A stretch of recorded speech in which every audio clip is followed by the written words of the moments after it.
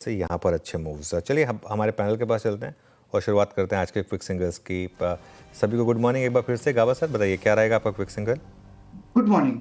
मेरे ख्याल से आईटी पर ध्यान देना चाहिए। आज का स्टॉक है HCL tech. Yes, HCL tech 1468 के आसपास ट्रेड कर रहा है। 1460 का स्टॉप लगाएंगे। 8 रुपए का टारगेट 1500 पॉसिबल है। HCL take.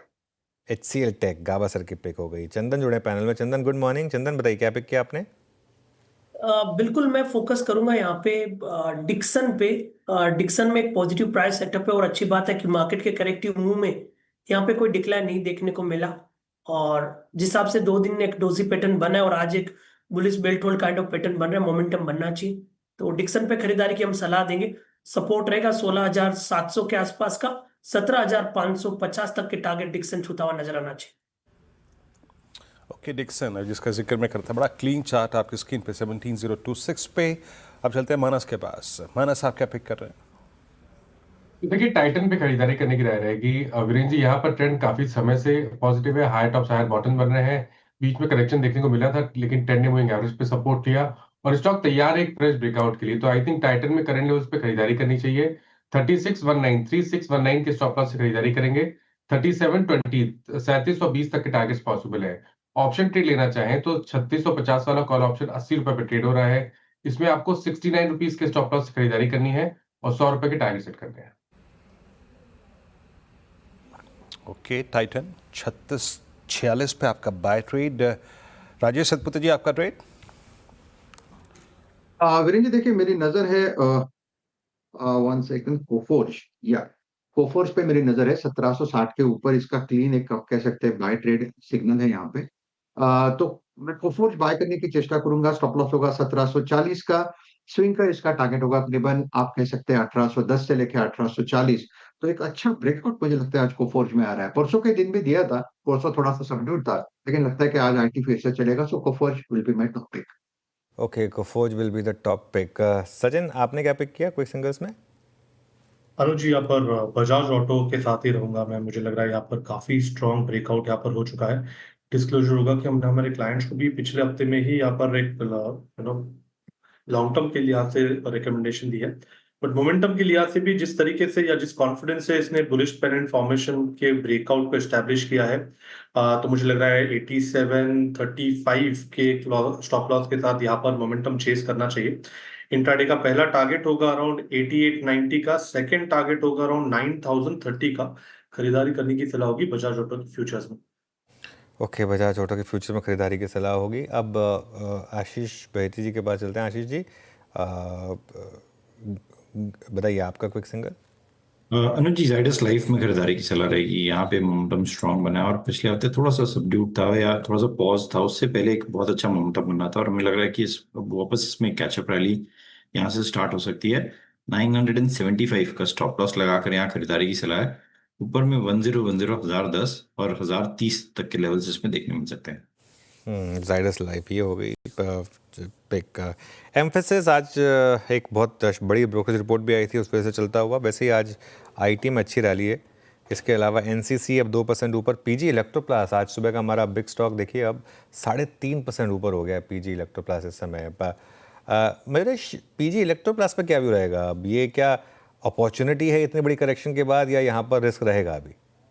रिस्क तो है अनुज जी, और I think obviously I think जो करेक्शन आया था वो वैलिड रीजंस पे था, क्योंकि गाइडेंस कट हुआ था रेवेन्यू ग्रोथ पे। और कहीं ना कहीं आई थिंक एक डाउटफुल एस्पेक्ट बना हुआ था कि अगर रेवेन्यू में इतनी कटौती आती है तो बॉटम लाइन में भी आई थिंक एक इक्वल अमाउंट ऑफ कट आ सकता है, विच मीन्स अर्निंग्स ग्रोथ शायद सबड्यूड रह सकती है बाई 26 के लिए। However, आई थिंक जो एक्सपेक्टेशन है कि I think GST rationalisation happens, क्या consumer durable growth along with discretionary growth ठीक ठाक वापस आती है, और अगर ग्रोथ ठीक वापस आती है तो क्या ये सारे जो एंसिलरी प्रोवाइडर्स हैं will they benefit significantly from that? तो देखना पड़ेगा कैसा है। मुझे लगता है आई थिंक स्टॉक बहुत पीटा हुआ था, तो कहीं ना कहीं आई थिंक पुल बैक जरूर आ रहा है स्टॉक में। But we would ideally like to wait and watch Q2 के नंबर्स कैसे आएंगे पीजी इलेक्ट्रोनिक्स के। ओके ये हो गया पीजी इलेक्ट्रोप्लस 540 पे आके ट्रेड करता हुआ। और ETF के दामों में एक कटौती थी, सुबह सुबह आपने वो फ्लैश पढ़ा भी होगा, और करीब करीब 5606 पे इंडिगो। मैं थोड़ा एक टेक्निकल ट्रेड ले रहा हूँ यहाँ पर, ऑल दो आई थिंक वो जो उस दिन ब्लॉक डील हुई थी, जिस तरीके से वो थोड़ा सा डील का साइज थोड़ा सा घटाया गया था, उसके बाद वो थोड़ा सा एक प्रेशर पॉइंट था। बट आज का लो इंडिगो का एग्जैक्टली इसका 100 डे एक्सपोनेंशियल गिरविच है। जस्ट मैं आपको एक बतौर एक ट्रेडर बात बता दूं, यहाँ पर पूरे CY25 में, मोस्ट स्पेशली आफ्टर फरवरी, कभी भी इसने 100 डेमा नहीं तोड़ा। 100 डेमा का पैनिक बॉटम इसमें बहुत अच्छा एक बॉटम का काम करता है। मानस एक जस्ट क्रॉस कॉम्बिनेशन पे मैं आपसे बात कर रहा हूँ, किसी के रेफरेंस के लिए अगर कोई ट्रेड कर रहा है तो 100 डेमा 2 बार इससे पहले फरवरी, मार्च, अप्रैल, मई, जून में वहीं पे बॉटम लगा था। 5606 पे आपका व्यू इंडिगो पे है। तो देखिए, जहां पर 100 डे मूविंग एवरेज है उसी जगह पर 20 वीक मूविंग एवरेज है, इसलिए ये बहुत ही अहम सपोर्ट है। अगर इंडिगो अब अगर 55-65 के नीचे 55-65 के नीचे फिसलेगा तो फिर डेफिनेटली दिक्कत बढ़ेगी। इसलिए अगर आपके पास लॉन्ग पोजीशन है तो 55-65 का स्टॉप लॉस जरूर से लगाइए। अभी तक का ट्रेंड शॉर्ट टर्म चार्ट पे बेरिश लगता है, इसलिए करंट लेवल्स पे खरीदारी नहीं करेंगे, रिवर्सल पे खरीदारी करेंगे। अगर 5750 के ऊपर सस्टेन करेगा तो ही यहाँ पर एक लॉन्ग पोजीशन बनानी चाहिए। ओके, ये रहा इंटरग्लोवेशन जनाब। देखिए, कोई बाय कॉल नहीं था, बट एक मार्क, एक लेवल पे हमने बात कर ली, वो एक मेक और ब्रेक लेवल है। मीनवाइल ग्लोबली एसोसिएटेड जितने भी सेक्टर्स हैं उसमें निफ्टी IT अब 1.6% यानी 1020 से करीब 250 अंकों का इसने डिफरेंशियल क्रिएट कर लिया। That's good. और उसके बाद लेके आइए आप निफ्टी मेटल इंडेक्स। देखिए, एक है स्ट्रॉन्ग इंडेक्स, मतलब एक निफ्टी IT ने रिवर्सल किया, और दूसरा है ग्लोबली एसोसिएटेड में Nifty metals at 9221। Sachin, metals में अगर रिवर्सल कैप्चर करना हो तो आप कौन सा ट्रेड पिक करेंगे? निफ्टी मेटल इज रीगेनिंग, ये एक बार फिर से रीगेन कर रहा है 100 डेमा, जो कि इसने लास्ट 4-5 इंस्टेंस में रीगेन करने के बाद अच्छा स्विंग प्रोवाइड किया है। आप मेटल्स में क्या कैप्चर करना चाहेंगे? विच यहाँ पर पिछले 4 महीनों से वेदांता में एक रेंज वेल डिफाइंड रही है। 420-425 एक अच्छा डिमांड जोन रहा है, and on the higher side 450-460 एक अच्छा सप्लाई जोन है। तो आई थिंक इसी पर्टिकुलर रेंज के लोअर एंड पे ही एक रिवर्सल बन रहा है। तो मुझे लग रहा है वेदांता में यहाँ पर लॉन्ग पोजीशंस बनाने चाहिए। जिस तरीके से डेटा है फिलहाल तो इमीडिएट बेसिस पे 427 का एक इम्पॉर्टेंट हर्डल था, वो इसने काफी स्विफ्टली पार कर दिया है। सो डेटा तो इंडिकेट कर रहा है कि ये जो रैली बनी है वो थोड़ी सी और कंटिन्यूड होनी चाहिए।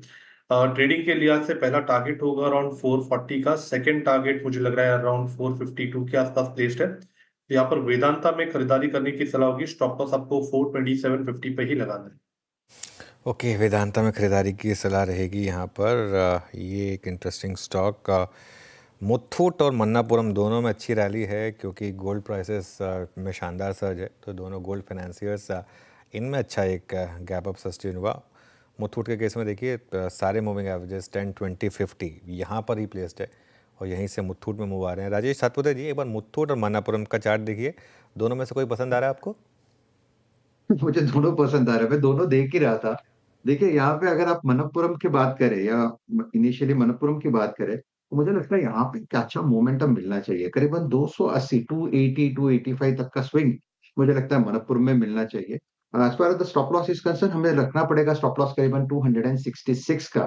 सो 266 स्टॉप लॉस के साथ मनप्पुरम बाय करें। टारगेट का रेंज जैसे मैंने कहा 280 टू 285। चलिए, फाइनली एक पसंद कर लिया आपने, मन्नापुरम फाइनेंस। ओके, निफ्टी थोड़ा जूझता हुआ वही 24,500 के ऊपर अभी टिकने में, बट यस टिका हुआ है अब तक, मोस्ट स्पेशली टिका हुआ है। और निफ्टी बैंक आधा % ऊपर, लेकिन अभी तक का कमाल, अभी तक का जौहर अगर किसी इंडेक्स ने दिखाया है तो दैट्स निफ्टी IT।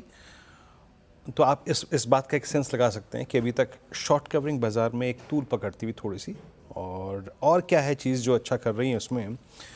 एक बार लेके आइए आप आइनॉक्स विंड, ये करीब 2.5% ऊपर आके ट्रेड कर रहा है। MCX 2% ऊपर, ये 100 डेमा से रिवर्सल जनरेट करता हुआ। चंदन, MCX BSE आप लोगों की रीडिंग में बहुत रहा है, ये मोतीलाल ओसवाल फाइनेंशियल सर्विसेज की।